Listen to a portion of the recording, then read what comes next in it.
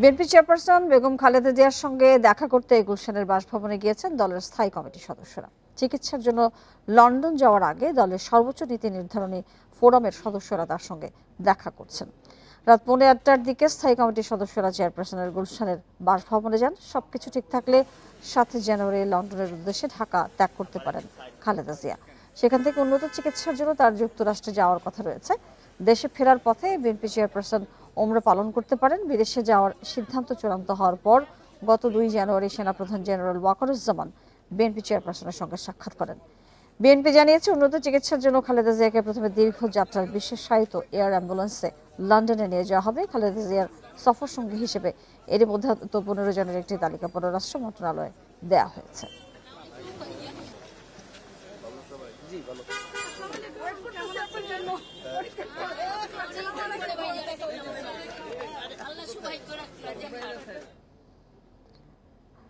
এ নিয়ে আরো জানাতে আমাদের সাথে যুক্ত হচ্ছেন খালেদা জিয়ার বাসভবনের সামনে থেকে আমাদের সহকর্মী জাহানারা পারভীন। জাহানারা পারভীন, আজকে স্থায়ী কমিটির সদস্যরা তার সাথে দেখা করতে গেলেন, সেটির উদ্দেশ্য কি?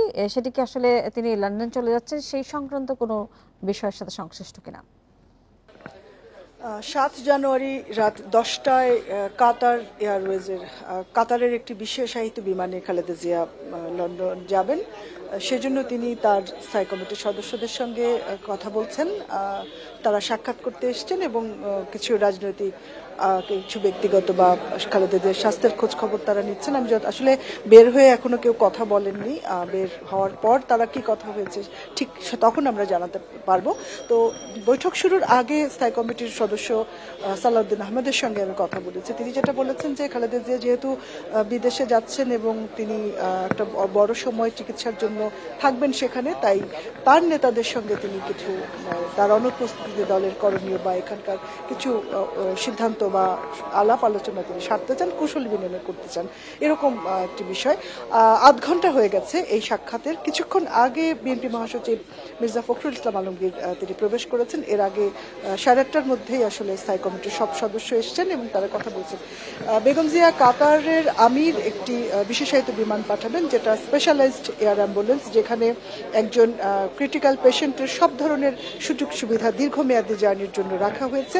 এরকম একটি বিমান আগামীকাল ঢাকায় এসে পৌঁছানোর কথা রয়েছে এবং 7 তারিখ রাত 10টায় বেগম খালেদা জিয়ার লন্ডনের উদ্দেশ্যে ঢাকা শাহজালাল আন্তর্জাতিক বিমানবন্দর ত্যাগ করার কথা। আসলে এই যে যাওয়া নিয়ে এর আগেও বেশ কয়েকবার তারিখ দেওয়া হয়েছে, কিন্তু সেটা পরিবর্তন করা হয়েছে। বেগম জিয়ার স্বাস্থ্যের অবনতি ঘটার কারণে আমরা বেশ কয়েকবার জানতে পেরেছি যে বেগম জিয়া যাচ্ছেন, বিমানের টিকিট কাটা হয়েছে, তারপরও চেঞ্জ হয়েছে। আমরা ধরে নিচ্ছি, যেহেতু আজকে বিএনপি স্থায়ী কমিটির সদস্য সালাউদ্দিন আহমেদ আমাকে বলেছেন যে 7 তারিখ রাতে যাচ্ছেন। খালেদা জিয়ার সঙ্গে 15 জন সফর সঙ্গী যাচ্ছেন। ডক্টর জাহিদ তার ব্যক্তিগত চিকিৎসক সহ 7 জন চিকিৎসক যাচ্ছেন, নার্স যাচ্ছেন, তার ছোট ছেলে আরাফাত রহমান কোকর, পুত্রবধূ শর্মিলা রহমান সিথি যাচ্ছেন পরিবারের সদস্যদের মধ্যে। তো সবকিছু আসলে প্রস্তুত।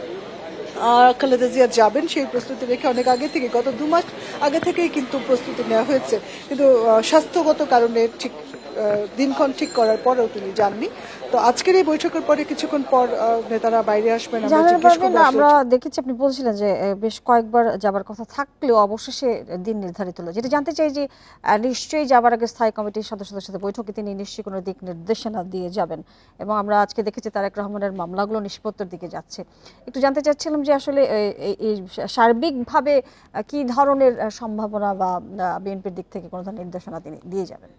আসলে এ ধরনের বৈঠক দলের সর্বোচ্চ যে নেতা তিনি বিএনপি চেয়ারপারসন, তার সঙ্গে যখন স্থায়ী কমিটির সদস্যদের বৈঠক হয়, এর আগে আমরা দেখেছি ঈদের সময় খালেদা জিয়া নেতাদের বাসায় ডাকেন, কথা বলে, তখন আসলে কিছু কুশল বিনিময় হয়। খালেদা জিয়া যেহেতু অসুস্থ দীর্ঘদিন ধরে, তারা তার স্বাস্থ্যের খোঁজ খবর নেই। কিন্তু আমি যেটা জানি যে কিছু রাজনৈতিক আলাপ আলোচনা হয়, যদিও খালেদা জিয়া দীর্ঘদিন ধরে প্রায় 6 বছর ধরে রাজনীতিতে নিষ্ক্রিয় রয়েছেন, তার আইনি বাধ্যবাধকতা বা মামলা বা তিনি জেলে ছিলেন সেই কারণে।